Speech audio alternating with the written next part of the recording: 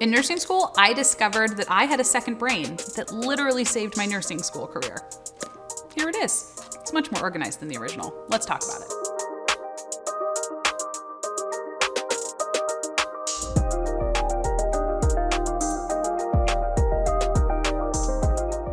I would like to introduce you to my DIY reference binder, an alphabetized place to put all of your thoughts and frequently accessed information that you can carry with you on the outside so it's not cluttering up your brain. And you can literally use it for all aspects of life, not just nursing, okay? So why do you need this? Because one day you will be sitting in a room, you'll be staring at IV tubing, right? Thinking, oh wait, how long is this actually good for again? And so you will go and you will ask someone and they will be like, oh yeah, 72 hours. And you will immediately forget that, right? Because your brain is trying to keep track of like 8 million other numbers. But with something like a reference binder here, you can literally just put this information in here and have it readily available whenever you need it. With this reference binder, you can quickly jot down that information of change IV tubing that's like with typical drips for every 72 hours. You can put it down as soon as you learn it so that you can quickly access it again until you've accessed it so many times that it goes and finds a spot in your long-term memory. So you'd look it up, you'd find out, okay, it's this many hours, whatever your hospital policy is. And then under the I tab for IV tubing or whatever you want to categorize it as, put IV tubing changed every 72 hours for routine fluids.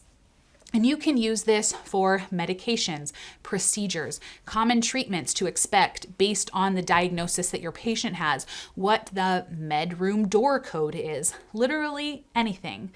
This lovely little friend reduces the number of times that you have to re-ask questions so that the next time that you need to know something, you can look it up on your own and not have to spend time going back to look it up again or to ask someone.